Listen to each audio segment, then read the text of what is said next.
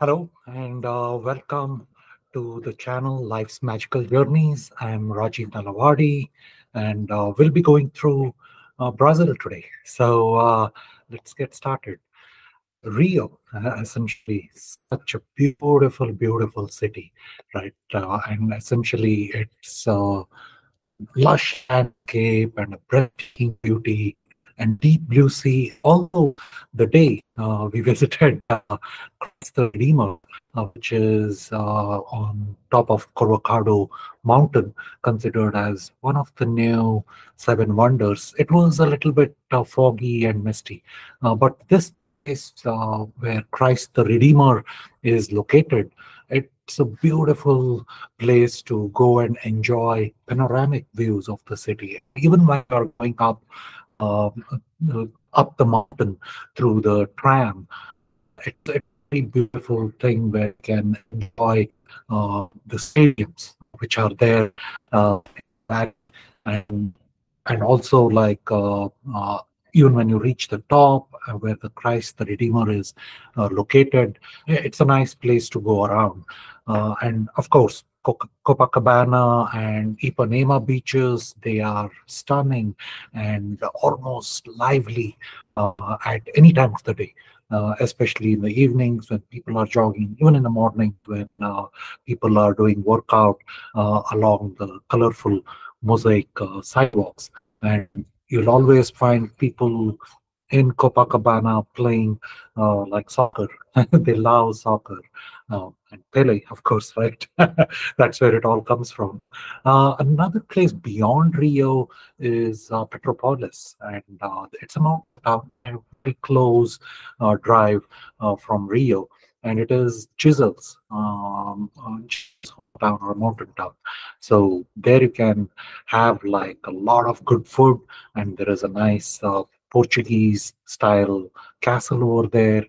A castle you can call like it's a nice building essentially, but that's where the kings and the queens used to stay during the old times. And of course, when in Rio itself, we had the chance to taste very delicious empanadas and Brazilian steakhouses with their buffets. They are always amazing. So that's for Rio. So today we'll be talking about Paulo Coelho. He's an author, Brazilian author, and published a lot of wonderful, wonderful novels. Right, I love reading him. He's very poetic, and literally you can flow through some of his novels like effortlessly. Uh, Paulo Coelho was born 1947 in Rio, and his journey is sort of a testament to the perseverance and the faith and following one's life's dreams, whatever they may be, right? And how he followed his own dreams.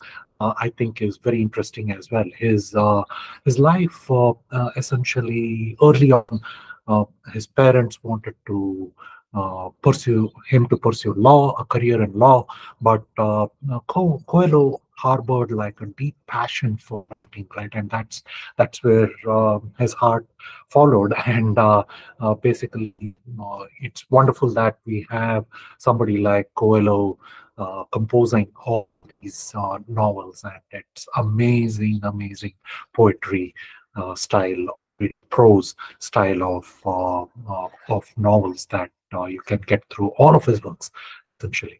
So, Coelho did not have very good childhood since there was a tussle going on between his parents and him. They wanted him to pursue a law career, and he wanted to pursue art and writing. So that essentially was sort of building up something within him. And it was an experience that he later credited all of his writings to the nature of what he went through, his experiences, and and also a lot of complexities of any human mind. We are individuals, and each one of us have our own individual mind, and our experiences shape us. And his writings are sort of a testament to that. So. In his 20s, Coelho dropped out of law school and embraced a life that would seem to take him around the world to different places. He traveled through South America, North Africa, Mexico, and Europe. And you can see it in his style of writing. And this kind of was influenced also by the hippie movement that was going around in the 1960s. 1970s, all over the world. People think that it was only one corner of the world, but this hippie theme, was going around the world, and it was influencing Coelho as well. He worked as a songwriter in Brazil, and he collaborated with various musicians, but kind of his restless spirit was still there, and he wanted a deeper meaning that he was interested in pursuing, and that drove him. Essentially, he began his spiritual journey, and that sort of brought that twist in his life when he visited Santiago de Compostela, a pilgrimage that you take to this place in Spain, and you can take multiple routes. And I'll be doing a different video, a separate video on Santiago de Compostela as well. It's an amazing place, and I had a wonderful experience. Me and my wife had a wonderful experience at this place as well. So that experience profoundly influenced his perspective in life and destiny. So it was sort of a catalyst for Coelho, inspiring him to pursue his true passion and his calling as a writer, and exploring sort of what a human spirit, going through the different experiences, what happened, and their journey. That's what he captures in a lot of his novels. And today we'll be talking about one of the most acclaimed novels, which is The Alchemist. And it's a beautiful, beautiful read. So the novel is philosophical and explores the themes of destiny and what do we need to do to follow personal dreams, and how there is an interconnectedness of all things, literally. And that's the heart of the story. And another big piece and the heart of the story is Santiago. He's a young Andalusian shepherd who yearns to travel in search of real material and worldly treasures, right? Uh, and and he kind of wants to get all of that. As extravagant as anybody has ever found, and he's a shepherd dreaming of getting all this material pleasure, right? And the treasure that he's wanting. So he sleeps with the book at his pillow. So that's how poetically Paulo Coelho writes about it. That's the beginning of the journey. So the journey itself that Santiago embarks upon leads him to riches of different kinds and far more satisfying, right, than he ever imagined, rather than the material pleasures that he was dreaming of.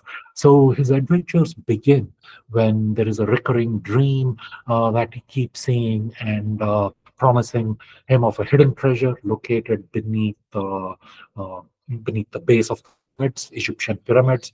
So he has to make up his mind to pursue that journey, and in that he sells off like all his sheep and then embarks upon this journey. And he's also encouraged by a mysterious king who keeps appearing in the form of an old man, right? Uh, and after he has sold everything, he has nothing left of him as a shepherd except that experience of what he was a shepherd to begin with. And then he sets off on a journey towards Egypt. So along the way, a lot of things happen, and these include like the king itself, like Melchizedek, who speaks to him of personal legends, and a crystal merchant under whom Santiago learns a lot of things, and he brings this business of the crystal merchant all to prosper while he's working there. So it's very nice to read how this young Santiago is so passionate about even working, and he builds up the business of this crystal merchant, trying to suggest we'll do something like this and this. It'll be more attractive to the tourists who are coming here, and that shows the importance of perseverance. And there is an Englishman who teaches him about alchemy. And alchemy is like it makes different things, right? Chemistry kind of a term. So um, as Santiago travels across the Sahara Desert of Egypt, he also encounters Fatima.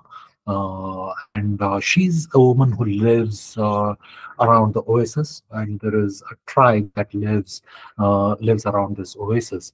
And despite his strong feelings, Santiago wants to continue on his journey to find his material treasure. His He wants to follow his personal legend, and Fatima also encourages him to do so. So that is the importance of a partner. And she says, "My love will not impede you on your pursuing the personal dreams, and I will support it." So that's the core of The Alchemist, is the idea of pursuing your personal legends as an individual destiny or a life purpose. That is both a gift, and there are a lot of challenges that one will come across.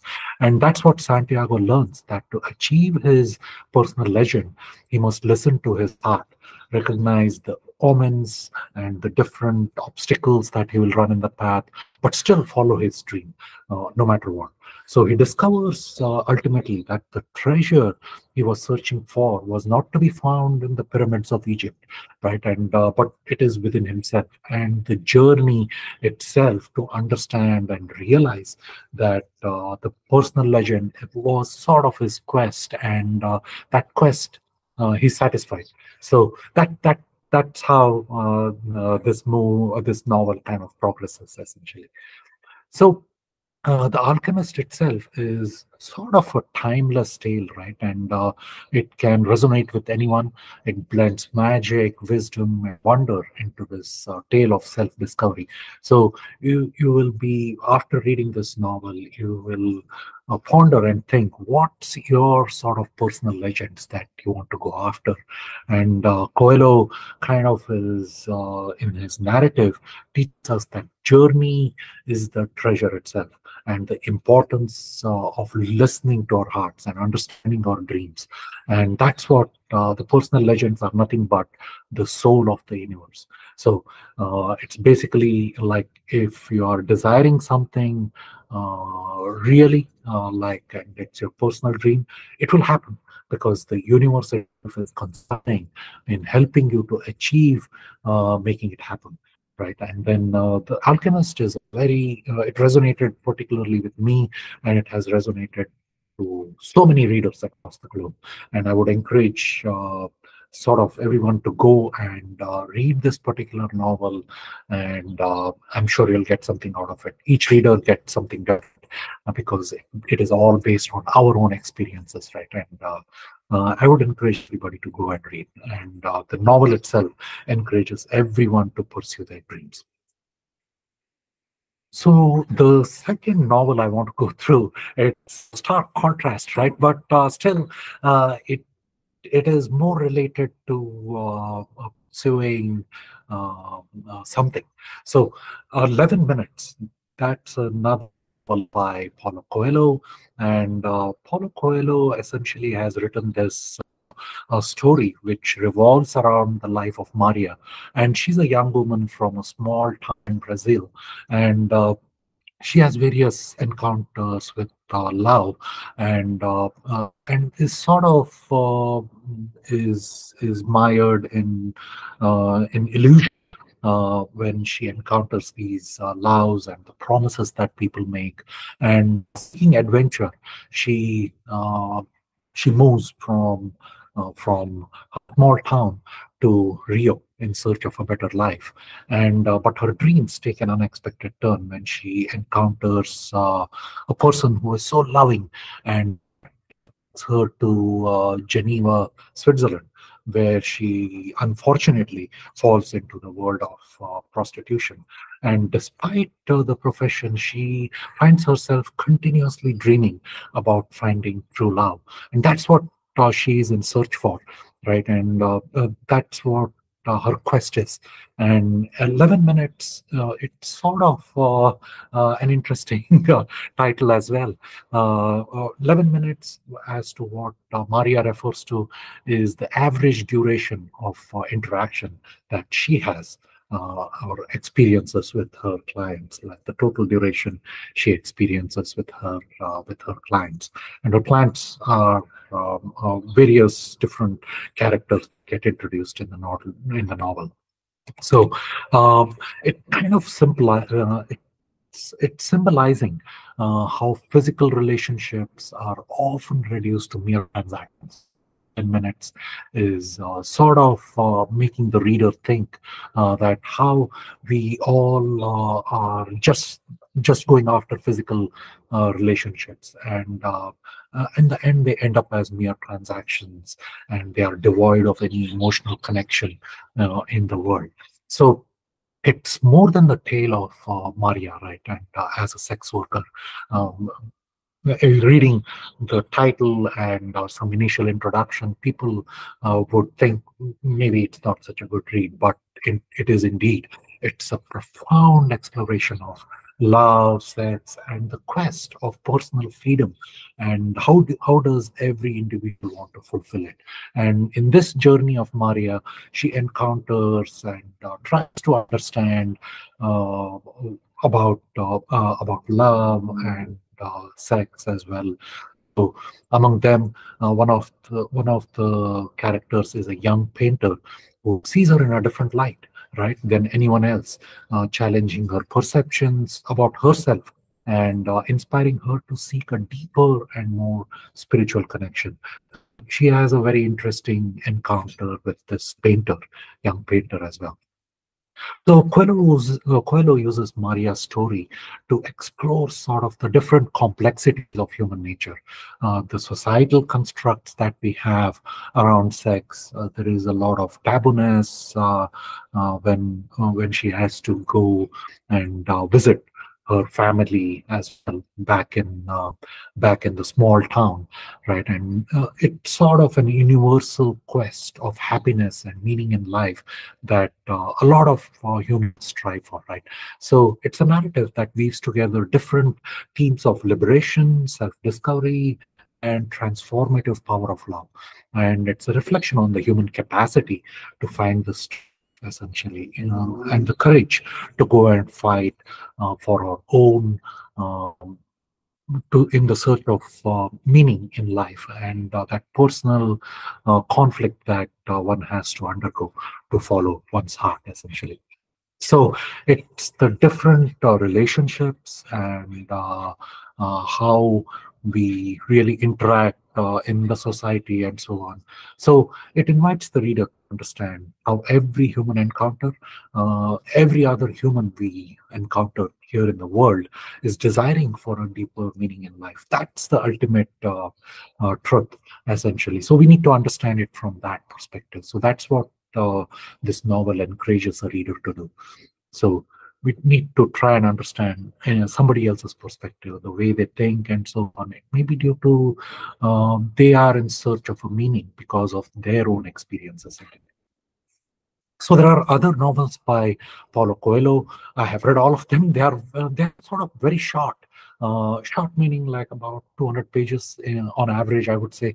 Brida is amazing, and Veronica Decides to Die is also really an amazing novel. The Pilgrimage, Witch of Portobello. I will put together a video covering these other novels as well. And on the River Piedra, I sat down and wept. That's another one I enjoyed completely. Warrior of Light, this is what Paulo Coelho kind of encounters this person who he has to kind of meet and then take off somewhere, right? So the Valkyries is the biker. It's about the bikers. So that's an amazing novel as well. So if you want to hear more such reviews, I'll be bringing authors around the world. Do do like subscribe to the Life's Magical Journeys and also follow on the other socials, the YouTube channel, Facebook, Instagram, LinkedIn. I do put out different content on all these socials, so do follow all these socials. Thank you, and talk to you soon.